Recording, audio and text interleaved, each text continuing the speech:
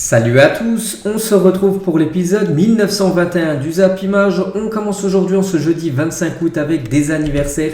Regardez tous les joueurs qui fêtent leur anniversaire aujourd'hui. On peut voir par exemple Gonzalo Inacio, le défenseur du Sporting, il fête aujourd'hui ses 21 ans. On va parler maintenant de tout ce qui s'est passé lors de la soirée d'hier. Il y avait des matchs de barrage retour pour jouer la future Champions League. Il y avait une belle affiche entre le PSV Eindhoven et l'équipe des Glasgow Rangers.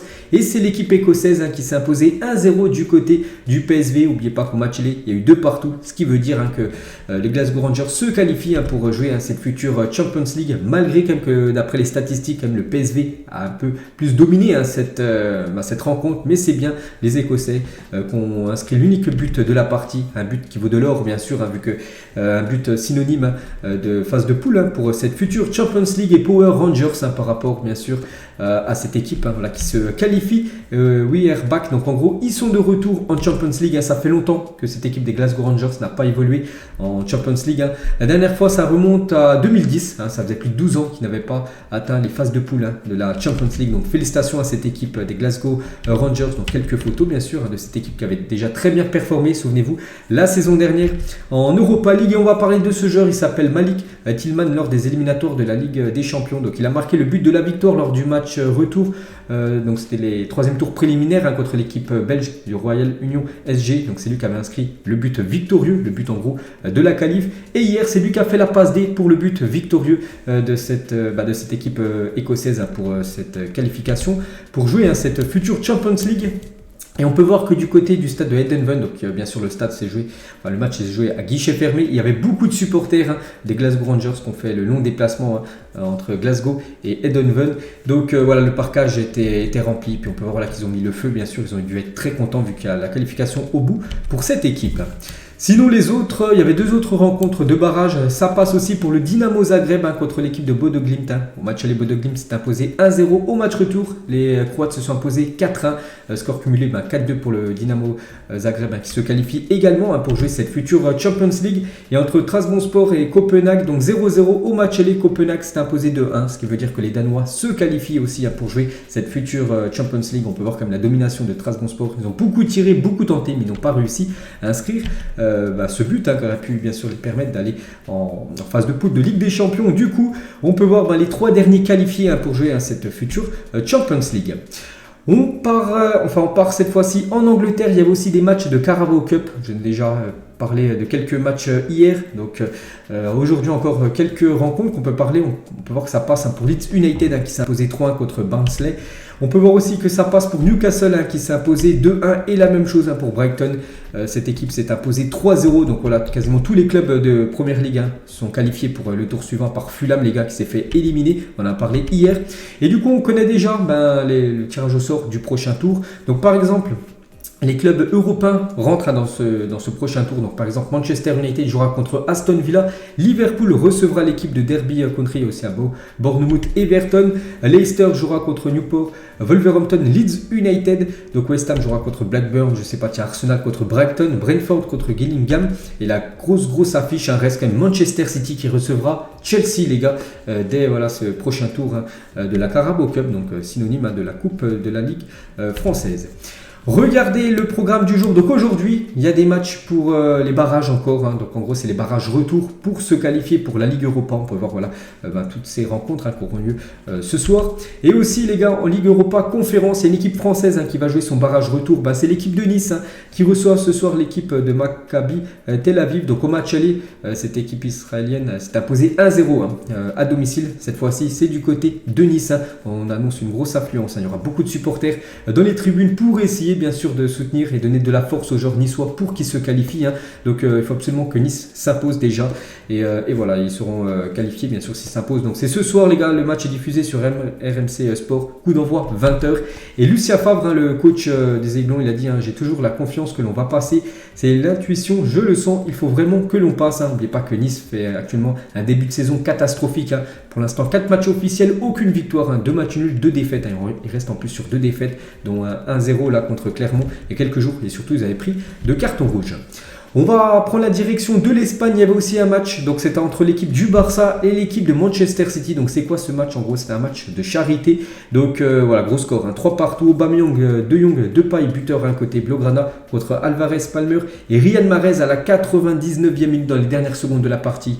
Donc un penalty transformé par l'international algérien. Donc en gros, c'est cette personne qui a organisé ce match de charité qu'on va parler juste après. On peut voir les statistiques parce que malgré que ça soit un match de charité, ça reste quand même un match de préparation pour cette future saison pour ces deux gros clubs européens. On peut voir quand même que Manchester City a un peu plus dominé cette équipe blaugrana d'après les statistiques. Et toujours sur cette rencontre, donc la une de Journal Sport aujourd'hui, donc une nuit inoubliable. Donc plus de 91 062 supporters ont rempli le Camp Nou dans un match contre la maladie SLA qui s'est terminé par un nul. Donc ça c'est bien parce qu'il y a une grosse affluence. N'oubliez pas que toutes les ventes de billets iront à cette association. Donc c'est bien parce que le match s'est quasiment joué à guichet fermé. Il n'y avait plus que 8000 places de dispo. De Guardiola a retrouvé Xavi et Nzoué a ému avec son énorme leçon de vie. Donc voilà, en gros la une à Journal Sport aujourd'hui et la une journal Mundo Deportivo. Donc lui magique par rapport à ce qui s'est fait hier du côté du Camp Nou. Et Nzoué, donc c'est lui qui a organisé ce match hier. Donc il a dit bonsoir à tous, je remercie les deux clubs, donc le Barça et Manchester City. Merci à tout le monde dans le stade, à tous ceux qui sont venus combattre cette maladie. Il a dit les supporters ont quitté le stade heureux parce qu'ils ont vu un spectacle amusant, même si c'était un match amical, bien que dans ce club il n'y a pas de match amical car ils n'aiment pas perdre. C'est que voilà, c'était un match amical sur le papier, mais bon, ça reste quand même une très belle confrontation entre le Barça et l'équipe de Manchester City. Et on peut voir que les deux coachs, donc Xavi et Pep Guardiola ont quand même mis des grosses compos. Donc côté Blaugrana, donc voilà, on peut voir par exemple qu'Aubameyang, Kessié, Rafinha, Jules Koundé, les gars, il a pu jouer vu que c'était un match amical, vu qu'il n'a pas pu jouer les deux derniers matchs officiels, vu qu'il n'est toujours pas inscrit en Liga, il a pu disputer cette rencontre. Donc voilà, la grosse compo du côté de Barcelone et également la grosse compo du côté de Manchester City avec par exemple Bernardo Silva, Riyad Mahrez, Phil Foden ou même je sais pas, Ruben Diaz en défense, même Kyle Walker qui était le capitaine de cette team de Manchester City. Bon, après il y a eu beaucoup de changements bien évidemment, et l'élève et le maître, beaucoup trop de talent sur cette photo. Donc Pep Guardiola de retour du côté du Camp Nou où c'était le coach du FC Barcelone il y a quelques années. Donc il a retrouvé Xavi qu'il avait coaché à l'époque, donc voilà une belle photo bien sûr de Pep Guardiola avec Xavi. Donc les deux avaient évolué ensemble et Pep Guardiola avait été même le coach de Xavi à l'époque du grand FC Barcelone dans les années 2010. Et des retrouvailles aussi mouillées pour Haaland et Lewandowski, donc les deux grands buteurs du côté du Barça, aussi du côté de Manchester City, les deux anciens meilleurs buteurs la saison dernière de Bundesliga, donc du côté de Dortmund et du côté du Bayern. Maintenant ils ont changé de club et se sont retrouvés hier lors de ce match de charité. Et les supporters du Barça se sont montrés très enthousiastes à la vue d'Erling Haaland. Donc quand il est parti s'échauffer, Erling Haaland, on peut voir que tout le monde est avec son appareil photo en train de le prendre en photo. Tout le monde l'a applaudi. N'oubliez pas qu'il était très très proche quand même de rejoindre l'équipe du Barça. Erling Haaland, du coup, il a rejoint, on le sait, cette équipe de Manchester City. On peut voir que du côté du Camp Nou, bien sûr, il a beaucoup de fans. Et toujours sur cette équipe Blaugrana, donc hier, c'était aussi l'occasion pour eux de dévoiler leur troisième maillot. Donc, je l'ai déjà présenté pas mal de fois, il avait fuité. Cette fois-ci, c'est officiel. Donc, officiel, le Barça dévoile son nouveau troisième maillot. Donc voilà, en gros, là, ce troisième maillot qui est très très beau, un maillot qu'ils ont porté hier, donc un maillot blanc avec une croix bleue et rouge. Donc voilà quelques photos, par exemple les photos du match avec ce maillot, avec l'ensemble aussi short et chaussettes. Magnifique tenue bien sûr pour cette équipe Blaugrana. Là, toutes les photos. Une petite photo aussi d'Aubameyang lors de sa sortie. C'était peut-être son dernier match du côté de Barcelone parce que dans à peu près 6 jours, les gars, c'est la fin du mercato. Et voilà, il est pressenti sur un départ. C'était peut-être la dernière fois qu'il foulait la pelouse du côté du Camp Nou. On va parler du mercato et regardez la une du journal AS aujourd'hui. Donc commencer la fête, donc on parle du mercato, on parle aussi de la fête qui aujourd'hui bien sûr c'est le tirage au sort de la Champions League. Donc voilà. Aubameyang et Kessié les gars, Aubameyang et Kessié, connexion entre le Gabonais et le joueur la Côte d'Ivoire. On va parler, on revient voilà, sur cette Champions League les gars. Donc les 4 chapeaux, parce que le tirage au sort c'est ce soir 18h. Donc je ferai certainement une vidéo à la fin du tirage au sort voilà, pour donner mon point de vue voilà, sur tous les groupes. Donc il y a 4 chapeaux, donc on va regarder tous les chapeaux. Donc tout d'abord le chapeau 1, donc en gros c'est toutes les équipes qui ont gagné le dernier championnat, donc que ce soit le championnat français, le championnat italien, le championnat je sais pas allemand, et l'équipe de Francfort est dedans parce qu'ils ont gagné l'Europa League. Donc voilà un gros chapeau avec le PSG, le Real, Manchester City ou même l'Ajax Amsterdam. Le chapeau 2 c'est ceux qui ont terminé second des derniers championnats, comme l'équipe du Barça, comme l'équipe je sais pas de Chelsea ou même Liverpool, parce qu'ils sont bien classés avec l'indice classement UEFA, c'est pour ça qu'ils sont dans le chapeau 2. Donc on a un gros chapeau 2. On peut voir aussi le chapeau 3 composé de ces grosses équipes, Dortmund, Naples ou même l'Inter Milan compose ce chapeau 3. Et le chapeau 4, on va dire, c'est les plus petites équipes, entre guillemets. Là, on peut voir que l'OM est dedans. Le Dynamo Zagreb qui s'est qualifié hier. En gros, tous les clubs qui se sont qualifiés là sur les 2 derniers jours lors des matchs de barrage sont quasiment dans ce chapeau 4. Il y a juste le Benfica qui a pu intégrer. Voilà, c'est ce chapeau 3 parce qu'ils ont un bon indice UEFA. Enfin, ils ont pas mal de points l'indice UEFA. C'est pour ça qu'ils ont pu intégrer ce chapeau 3. Donc voilà, en gros, les 4 chapeaux. Donc tirage au sort, je l'ai dit, c'est ce soir à 18h. Donc en gros, le PSG peut rencontrer une équipe du chapeau 2, chapeau 3, chapeau 4. Donc n'oubliez pas que 2 clubs d'un même pays ne peuvent pas se rencontrer. Donc par exemple le Real Madrid ne peut pas rencontrer le Barça dès les phases de poule, c'est impossible. Donc voilà, et on va juste parler nous des 2 clubs français, donc les adversaires possibles du PSG lors du tirage au sort. Donc c'est simple, le pire tirage et le tirage le plus clément, on va dire le plus facile entre guillemets, parce qu'il n'y a jamais de tirage facile de toute façon. Donc le pire pour le PSG serait d'avoir Liverpool dans le pot 2, donc il savait qu'il y a Liverpool en grosse équipe, l'Inter Milan dans le pot 3 et les Glasgow Rangers dans le pot 4. Voilà, ce serait vraiment un groupe de la mort pour l'équipe parisienne. Et le tirage le plus facile entre guillemets pour le PSG serait de choper Séville, le Shakhtar et l'équipe de Maccabi Haïfa. Donc voilà les 2 tirages clément plus compliqué pour l'équipe parisienne. Bon, ça peut être totalement différent bien sûr. Et côté OM, donc côté Marseille, de toute façon ça sera que du lourd. Donc le pire tirage pour l'OM, ça peut être le Real Madrid, Liverpool et l'Inter Milan. Là ce serait très compliqué, rien que de se qualifier en Europa League, terminer à la 3e place serait très compliqué pour l'OM. Et le meilleur tirage pour l'OM, parce que ça peut arriver, ça peut être Francfort qui reste quand même l'équipe à prendre dans le pot 1, l'équipe de Séville et l'équipe du Shakhtar. Donc voilà, donc verdict à peu près aux alentours de 19h ce soir, tant que tout le tirage se fasse. Je pense que ça va prendre 1 heure. Donc on en reparlera bien sûr dans la vidéo ce soir et aussi beaucoup dans l'édition de demain. Et toujours lors de ce tirage au sort de la Ligue des Champions qui se déroule à Istanbul. Donc il y aura aussi la cérémonie du trophée The Best. En gros, voilà, le meilleur joueur UEFA la saison dernière sera décerné. N'oubliez pas les 3 favoris. Donc Benzema, Courtois et Kevin De Bruyne qui va succéder à Jorginho, Lewandowski, Van Dijk, Modric, Ronaldo, ou 2 fois Ronaldo, même Messi en 2014-2015. Donc c'est ce soir, voilà le trophée The Best. Et le grand favori, c'est bien sûr Karim Benzema. Et d'après toutes les sources, voilà, c'est lui qui va remporter. Il n'y a plus de suspense. Benzema a remporté le prix du meilleur joueur de l'année de l'UEFA. Il se rendra à Istanbul donc ce soir pour le recevoir. Donc voilà, c'est Benzema. C'est sûr à 99,9% que c'est lui. Et l'équipe type de l'UEFA pour la Ligue des Champions l'a déjà fuité. Cette équipe qui sera dévoilée ce soir. Voilà, je vous la montre déjà en avance. Avec quelques joueurs du Real comme Benzema, Vini Junior, Modric, on peut voir Rudiger, il avait joué surtout par rapport à la saison qu'il a fait du côté de Chelsea. On peut voir Kevin De Bruyne, on peut voir un joueur du PSG, c'est Kylian Mbappé sur le poste d'ailier droit de cette équipe. On revient en France les gars, on va parler cette fois-ci du marché des transferts. Comme j'ai dit les gars, la fin du mercato c'est le 31 août, donc ça approche. Et dernier appel avant fermeture en une du journal L'équipe. Donc si on zoome un petit peu sur cette une, J-7 avant la fin du mercato, les clubs de Ligue 1 s'affairent à l'image de Nice qui a bouclé hier l'arrivée de Nicolas Pepe, qu'on va parler juste après. Si le PSG espère encore attirer des gros calibres, plusieurs écuries cherchent à alléger leur effectif. Donc tout d'abord, on revient sur Nicolas Pepe. À Nice c'est fait, donc c'est pas encore officiel, mais voilà, c'est fait. Donc prêt sans option d'achat pour l'Ivoirien. Donc visite médicale prévue aujourd'hui d'après Fabrizio Romano. Donc certainement dans l'après-midi, dans la soirée les gars, il y aura un tweet de la part de l'OGC Nice pour dire voilà, que Nicolas Pepe revient en Ligue 1. En gros, c'est un nouveau joueur de cette équipe de Nice. Donc c'est un prêt sans option d'achat. Donc ça fait plaisir de revoir Nicolas Pepe qui avait été énorme à l'époque du côté de Lille. De le revoir bien sûr dans notre championnat de Ligue 1. La une, cette fois-ci, toujours de l'équipe, mais cette fois-ci, on va dire côté Lyon, London Calling. On peut voir Paqueta, les gars, parce que Paqueta, il a quelques offres en provenance de Première Ligue à une semaine de la fin du mercato. Lyon a repoussé donc hier une offre de West Ham, 50 millions d'euros pour le cas Paqueta, dont les représentants sont à Londres pour discuter avec plusieurs clubs de Première Ligue. Donc il y a l'équipe de West Ham, il y a surtout l'équipe de Newcastle. Voilà, eux qui pourraient proposer plus d'argent pour Paqueta, c'est pour ça que Lyon réfléchit. Ça pourrait monter à plus de 60 millions d'euros. Hein. Donc voilà, concernant les joueurs lyonnais, enfin surtout Paqueta qui est vraiment convoité par pas mal d'équipes, hein, surtout des clubs anglais qui ont beaucoup d'argent. Concernant la une, notre journal L'équipe version PSG, donc Paris rêve encore. On peut voir voilà, des joueurs hein, bien sûr qui sont ciblés par l'équipe parisienne. Donc Skriniar, ça reste compliqué parce que l'Inter ne veut pas le lâcher. Fabien Ruiz avance plus trop actuellement. Donc il y a aussi Marcus Rashford, hein, qu'on parle quand même depuis quelques jours. Et aussi bien sûr Bernardo Silva, et aussi on zoom hein, sur cette une. Donc à 8 jours de la fin du mercato qui s'achève le 1er septembre à 23h.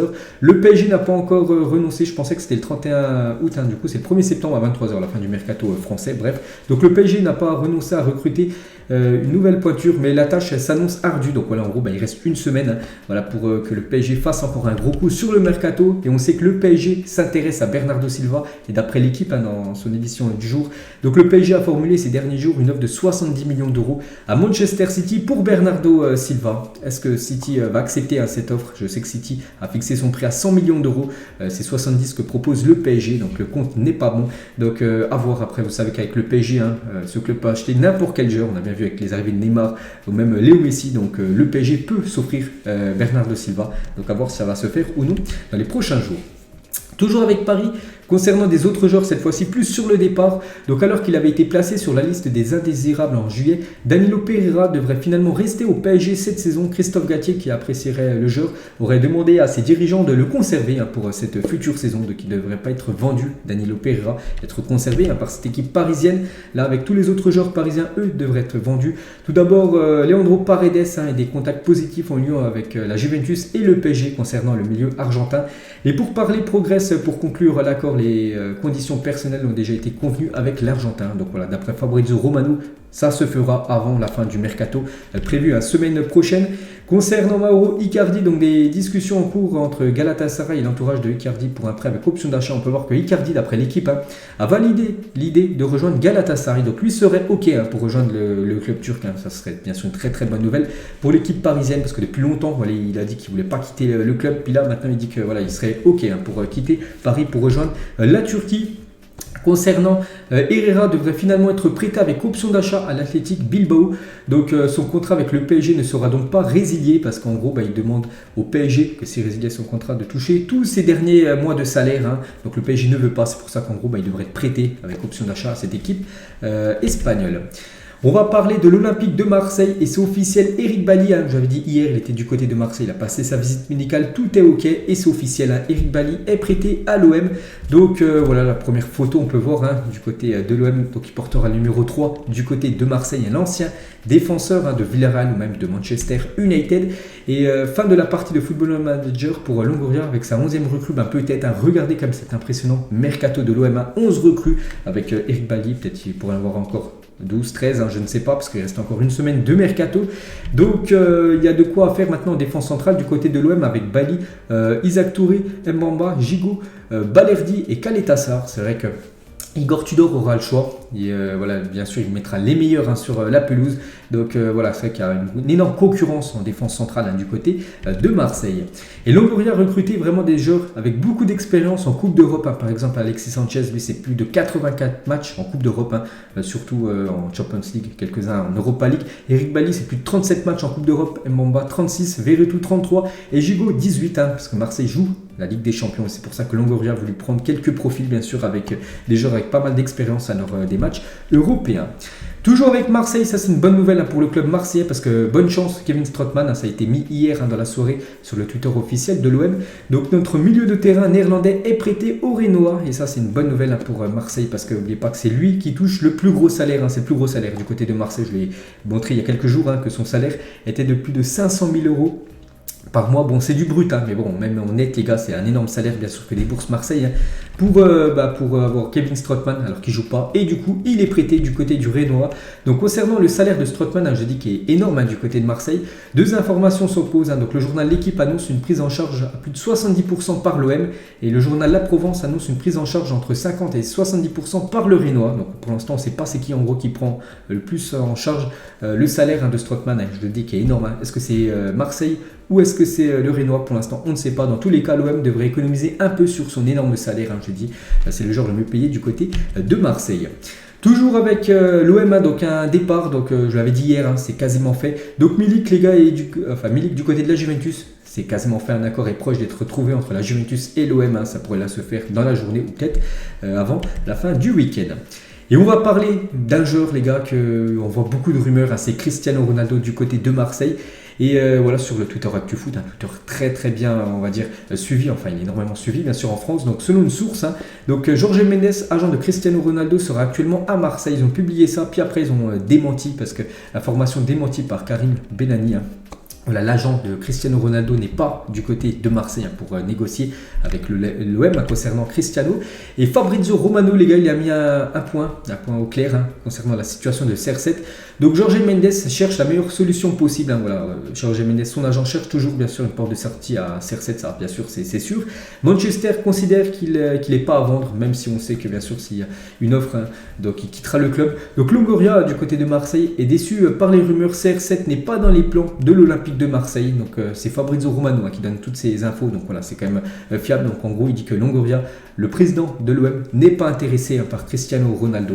Donc voilà, ça peut doucher, on va dire, les espoirs marseillais. Après, vous savez que dans le foot, tout peut arriver. Et toujours sur ce Ronaldo du côté de l'OM, Djibril Cissé hier sur la chaîne L'équipe à propos de son tweet sur Cristiano hier soir. Donc il a dit: pour la rigolade et pour la blague, je vais essayer de rentrer en contact avec CR7 pour essayer tout simplement de le pousser à le faire venir du côté de Marseille. Donc il a publié ça hier. Voilà, Djibril Cissé, donc voilà, Cristiano mon ami avec le hashtag Ronaldo OM, en gros vient du côté de Marseille. Donc je ne sais pas si Cristiano Ronaldo va voir déjà son tweet et va venir du côté de Marseille, ça on ne sait pas. Et toujours avec par exemple un ancien Marseillais, Mamadou Niang, qui était sur RMC hier. On a tous le droit de rêver, on est quand même en train de parler de CR7, on se souvient tous de l'impact d'Ibra quand il est arrivé au PSG. Cela a reboosté les supporters, son arrivée à Marseille ferait du bien à la ville, aux supporters. Quant à la possibilité de recruter Cristiano Ronaldo, je pense que Longoria et Franck Macour devraient sauter sur l'occasion et au moins tenter le coup. Donc c'est vrai que je suis totalement d'accord avec Mamadou Niang. Moi je kifferais les gars voir Cristiano Ronaldo du côté de Marseille, malgré que je soutiens le PSG, voir CR7 en Ligue 1, revoir un gros classico français, Messi contre Ronaldo, ce serait énorme aussi pour la Ligue 1, ce serait énorme pour l'équipe de Marseille. Je pense avec les ventes de maillots, avec les sponsors comme ça qui pourraient doubler, tripler avec l'arrivée de CR7. Niveau financièrement, je pense que Marseille, les gars, peut s'en sortir. Après, voilà, c'est pas moi le président de Marseille. Donc, voilà, il faudrait au moins tenter le coup du côté de Marseille concernant Cristiano Ronaldo, parce qu'il y a beaucoup de clubs actuellement qui ont refusé, bien sûr, l'attaquant portugais. Toujours avec le mercato, vous savez qu'il reste plus beaucoup de jours de mercato et les panic buys, donc en gros anglais, commencent à faire surface. Donc en gros c'est des clubs anglais, ils se disent voilà, on n'a pas assez de recrues, donc c'est les derniers jours de mercato, donc on envoie des sommes complètement folles sur des joueurs. Et par exemple Alexander Isak acheté 70 millions d'euros par Newcastle à la Real Sociedad, et aussi Manchester qui va offrir 100 millions d'euros à l'Ajax pour Anthony. Donc on va parler du premier. Donc la Real Sociedad aura accepté une offre de Newcastle d'un montant de 70 millions d'euros plus 5 millions de bonus pour Alexander Isak. C'est incroyable, je ne sais pas s'il vaut autant d'argent.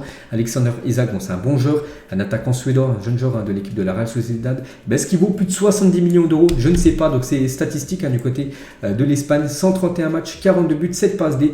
Bon joueur, mais vaut-il vraiment 70 millions d'euros? Je ne sais pas. Mais voilà, Newcastle, qui est maintenant un club avec beaucoup d'argent.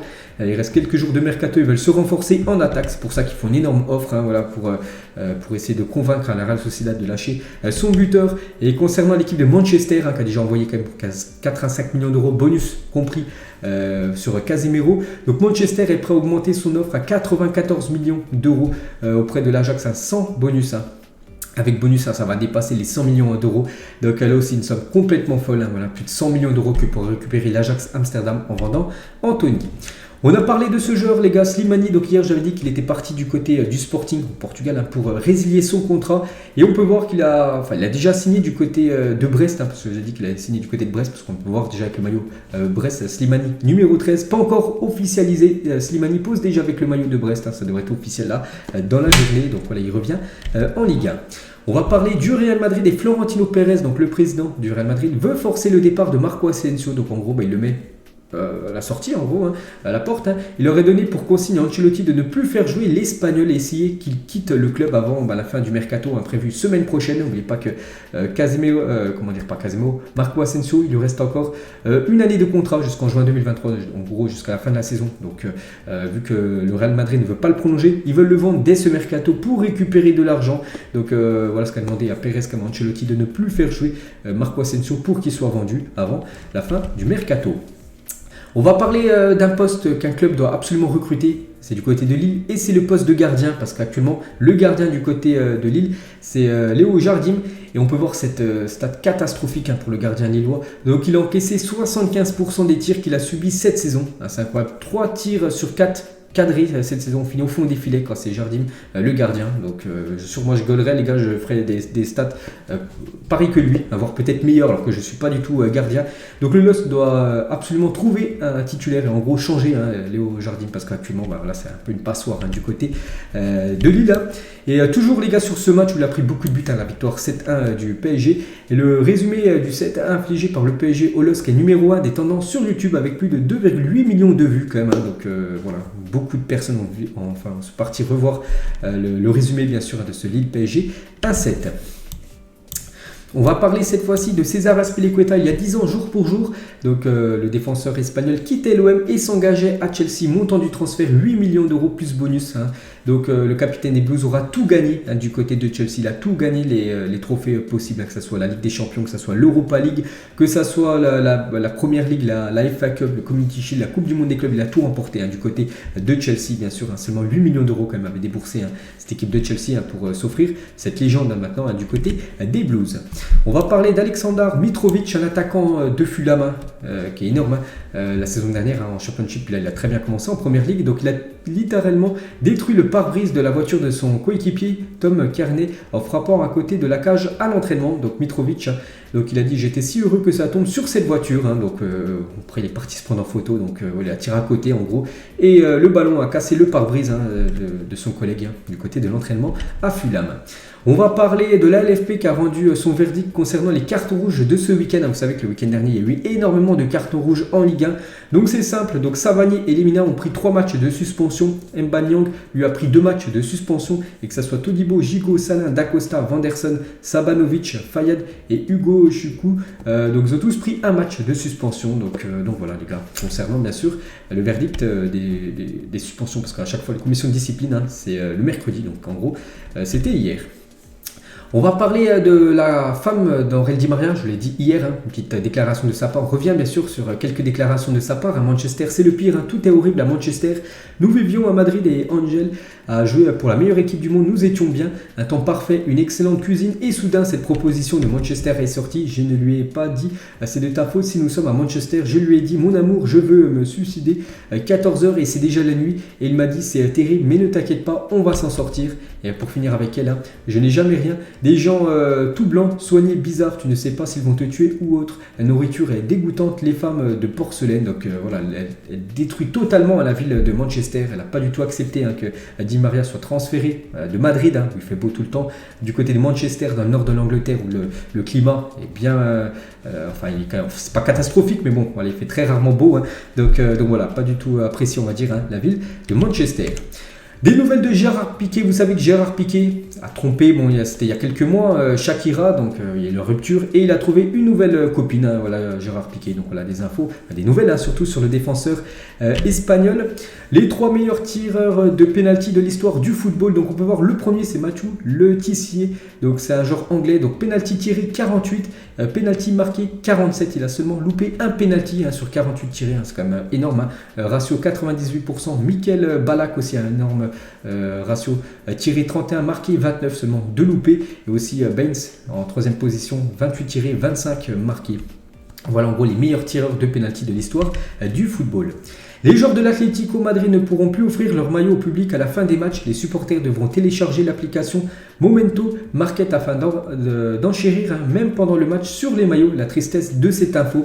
Donc voilà, ça a été officiel, on peut voir sur l'Atlético Madrid. Donc pourquoi c'est triste? Parce qu'avant, on sait que même tout le temps, les gars, voilà, les joueurs, quand ils veulent offrir leur maillot à des supporters, ils les offrent, ils les jettent dans les tribunes. Que maintenant, ça sera interdit du côté de l'Atlético. Les joueurs devront conserver leur maillot parce que leurs maillots seront vendus aux enchères. Ça sera que pour des grandes rencontres. Donc il y a l'Atlético qui font ça. Il y a aussi l'AC Milan, le FC Séville et le Benfica qui ont signé un partenariat avec l'application Momento Market. Donc voilà, maintenant c'est toujours une question bien sûr d'argent. Toujours avec les maillots, donc officiel, la Fédération algérienne de football lance un appel d'offres pour son nouvel équipementier. Le contrat actuel avec Adidas s'achève après la Coupe du Monde et il ne sera pas reconduit. Donc en gros, Adidas et l'Algérie, donc ça va être fini à la fin de la Coupe du Monde. Donc en gros, il y aura un nouveau équipementier. Ça peut être Nike, ça peut être Puma, je ne sais pas. Voilà. En tout cas, Adidas, c'est fini avec les DZ. Toujours avec les maillots de foot, donc officiel Ajax dévoile son nouveau 3e maillot pour cette future saison. Donc tout à l'heure c'est le maillot du Barça que j'ai dévoilé, cette fois-ci l'Ajax qui est magnifique aussi, donc un maillot couleur or avec du noir et aussi du rouge. Donc voilà ce maillot officiel de l'Ajax Amsterdam pour ce 3e maillot. Cette fois-ci c'est Leicester qui dévoile cette fois-ci son maillot extérieur pour cette saison future, donc le maillot de couleur noire voilà, pour cette équipe des Fox. Et on finit les gars cet épisode aujourd'hui, donc hormis la France, quelle nation souhaiteriez-vous voir gagner la Coupe du Monde? Donc en gros c'est pas qui est favori pour gagner la Coupe du Monde, quelle équipe aimerait-vous voir remporter cette future Coupe du Monde hormis la France. Donc n'hésitez pas à mettre ça en commentaire. Donc moi j'aimerais bien voir l'Argentine les gars remporter la Coupe du Monde, bien sûr je préfère la France en 2e position, donc j'aime bien aussi l'Allemagne mais aussi l'Argentine les gars, voilà l'Allemagne ou l'Argentine, je serais content si c'est une de ces deux équipes là qui remporte la Coupe du Monde, bien sûr je vais soutenir à fond les Bleus. Donc voilà les gars, la fin de cet épisode, j'espère que ça vous a plu, on se retrouve demain pour le prochain numéro, ciao à tous.